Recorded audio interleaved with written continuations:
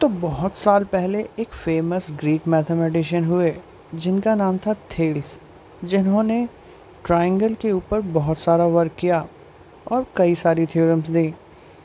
इन्हीं थ्योरम में से कुछ थ्योरम हमारे 10th के मैथमेटिक्स के सिलेबस में हैं, तो जिनमें से कुछ थ्योरम मैं आपको एक्सप्लेन करने वाला हूँ। तो आज मैं आपको बीपीटी थ्योरम को प्रूफ करके दिखाऊंगा कि हम कैसे बीपीटी थ्योरम को, जिसको बेसिक प्रोपोर्शनैलिटी थ्योरम कहते हैं, उसको हम प्रूफ कर सकते हैं। तो चलिए शुरू करते हैं।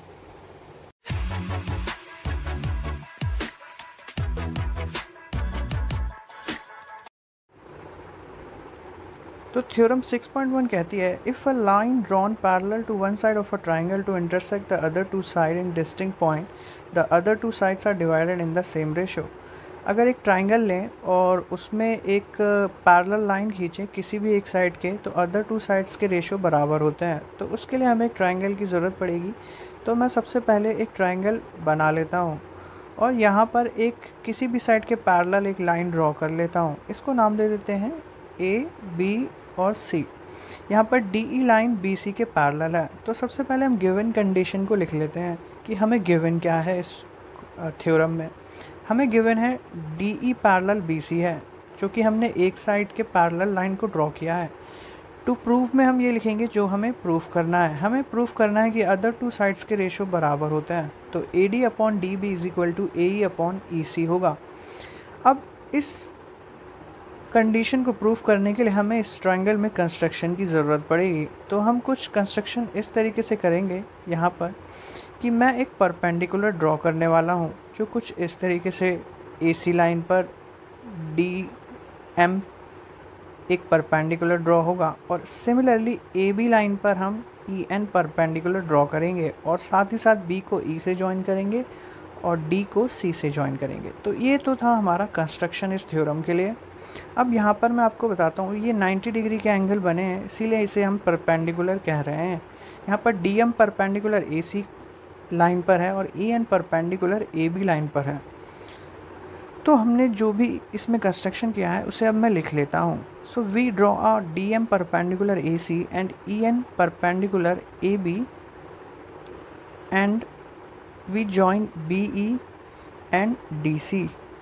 तो ये हमारा कंस्ट्रक्शन रहा इस थ्योरम के लिए।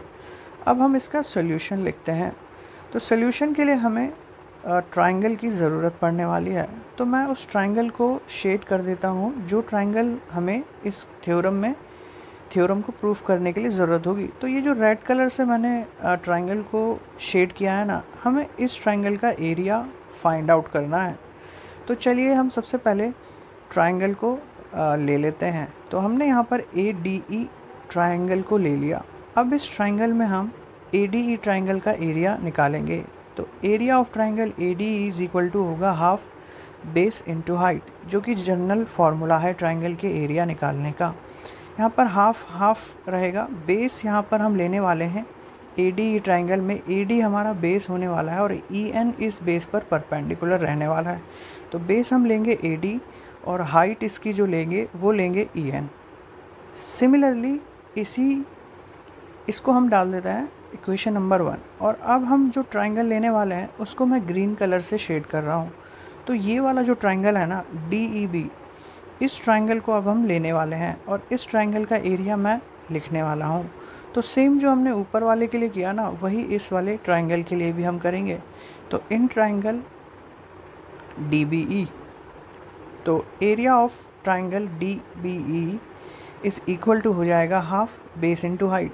तो यहाँ पर जो बेस है ना वो डी बी होने वाला है और डी बी बेस के लिए जो परपेंडिकुलर है वो ई एन होने वाला है। लेकिन आप कहेंगे कि सर ये परपेंडिकुलर तो आउटसाइड द ट्रायंगल है, तो उसे हम यहाँ पर समझ लेते हैं। ये मैंने एक पी क्यू आर ट्रायंगल बनाया और क्यू आर इसका बेस है। तो इस बेस के को लेकर के मुझे इसकी एरिया फाइंड करना है। तो इसकी हाइट हम पी वर्टेक्स से परपेंडिकुलर ड्रॉ करेंगे जो आउटसाइड द ट्रायंगल लाई कर रहा है, यानी कि किसी भी ट्रायंगल की हाइट उसके आउटसाइड भी लाई कर सकती है। तो इसीलिए यहाँ पर हमने जो परपेंडिकुलर लिया है वो ई एन लिया है और इसको हम इक्वेशन 2 ले लेते हैं। अब हम इक्वेशन 1 में से इक्वेशन 2 को डिवाइड करेंगे तो हमारे पास कुछ रिलेशन निकल के आएगा। तो dividing the equation by 1 by equation 2, तो इसको हम डिवाइड कर लेते हैं। Area of triangle A D E divide by area of triangle D B E is equal to half A D into E N और अपॉन में हो जाएगा half D B into E N. E N से E N cancel हो जाएगा, half से half cancel हो जाएगा, तो फाइनल रिजल्ट जो हमारे पास बचेगा वो area of triangle A D E upon area of triangle D B E रहने वाला है। और यहाँ पर A D upon D B, इसको हम रिलेशन को इक्वेशन 3 डाल देते हैं। अब जो सेम प्रोसीजर हमें दूसरे पार्ट के लिए भी करना है, तो यहाँ पर एक बार फिर से हम सेम ट्राइंगल को रिपीट करने वाले हैं। तो यहाँ पर मैं जो एक बार फिर से ये डार्क कलर से जो एरिया रेड कर रहा हूँ, इस ट्राइंगल को हम दोबारा से लेने वाले हैं, लेकिन इस बार हम बेस को चेंज कर देंगे। तो पिछली बार हमने, इस बार ए ई बेस रहने वाला है और ए ई बेस पर डी एम इसकी हाइट रहने वाली है। तो हम एक बार फिर से ट्राइंगल ए डी ई ले लेंगे और इसमें हम area of triangle A D ई को एक बार फिर से निकालेंगे। तो हाफ, इस बार बेस हमारा रहेगा ए ई और डी एम इसकी हाइट रहने वाली है। इसको हम इक्वेशन 4 डाल के छोड़ देते हैं। अब हम दूसरा ट्राइंगल लेने वाले हैं, जो अदर हाफ बचा हुआ है ना नीचे का, वो वाला पोर्शन जो मैं अगेन इस रेड कलर से शेड कर रहा हूँ, डी ई सी वाला ट्राइंगल।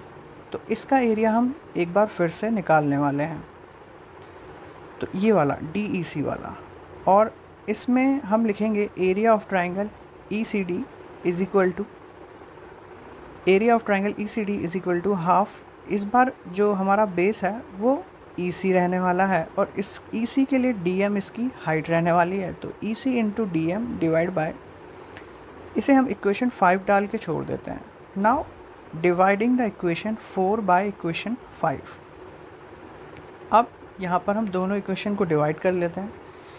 तो area of triangle A D divide by area of triangle E D C is equal to हो जाएगा half A E into D M divide by half E C into D M. D M से D M cancel, half से half cancel हो जाएगा और हमारे पास जो final result बचेगा वो कुछ ये बचेगा, area of triangle A D E divide by area of triangle E C D is equal to A E upon E C. इस रिजल्ट को हम 6 इक्वेशन डाल के छोड़ देते हैं। अब एक हम ट्राइंगल की प्रॉपर्टी का यूज़ करने वाले हैं। डी ई और बी सी लाइन पैरेलल्स हैं और जब दो पैरेलल लाइन के बीच में दो ट्राइंगल फॉर्म होते हैं ना और उनके बेस सेम रहते हैं, यहाँ पर डी ई जो है बेस वो सेम है दोनों ट्राइंगल के लिए, तो उनके एरिया भी आपस में बराबर होते हैं। तो इसी चीज़ को हम एक बार लिख लेते हैं, इसी प्रॉपर्टी को। तो प्रॉपर्टी में हम क्या लिखेंगे, ट्राइंगल डी बी ई और जो ट्राइंगल ई सी डी है, both are in between two parallel lines and their base are same, so both the triangles have equal area। Now हम दोनों ट्राइंगल के एरिया को इक्वेट कर देते हैं। Area of triangle D B E is equal to area of triangle E C D. अब हम यहाँ पर डिवाइड कर देते हैं area of triangle A D E से। So now dividing the whole equation by area of triangle A D E. अब हम दोनों को area of triangle A D E से डिवाइड कर देते हैं। A D E is equal to area of triangle E C D divide by area of triangle A D E. क्योंकि A D E से ए डी कैंसिल होकर वापस से वही इक्वेशन आ जाएगी, तो हमारा ये करने से कोई भी इक्वेशन में कोई फ़र्क नहीं पड़ा। नाउ रिवर्स द इक्वेशन को हम रिवर्स कर देते हैं कुछ इस तरीके से, area of triangle A D E upon area of triangle D B E is equal to area of triangle A D E divide by area of triangle E C D. अब ये relation हम पहले से ही equation 3 और 6 में find कर चुके हैं, तो इनकी वैल्यूज़ को हम इजीली इन इक्वेशन में पुट कर सकते हैं। तो from equation 3 and 6 we can write instead of area of A D E upon D B A D upon D B is equal to A E upon E C. और यही तो हमें proof करना था। ये टू प्रूव। तो इस तरीके से हमने इस थ्योरम को प्रूव कर लिया। तो ये था पूरी थ्योरम पीपीटी का प्रूफ। और इस थ्योरम को हम थेल्स थ्योरम के नाम से भी जानते हैं। क्यों? क्योंकि इसको एक फेमस ग्रीक मैथमेटिशियन थेल्स ने इसको हमें प्रूफ किया था। तो इस थ्योरम में इतना ही। अगली वीडियो में हम कन्वर्स ऑफ बीपीटी को भी देखेंगे। तो इस वीडियो में इतना ही, मिलते हैं नेक्स्ट वीडियो में। तब तक के लिए बाय बाय।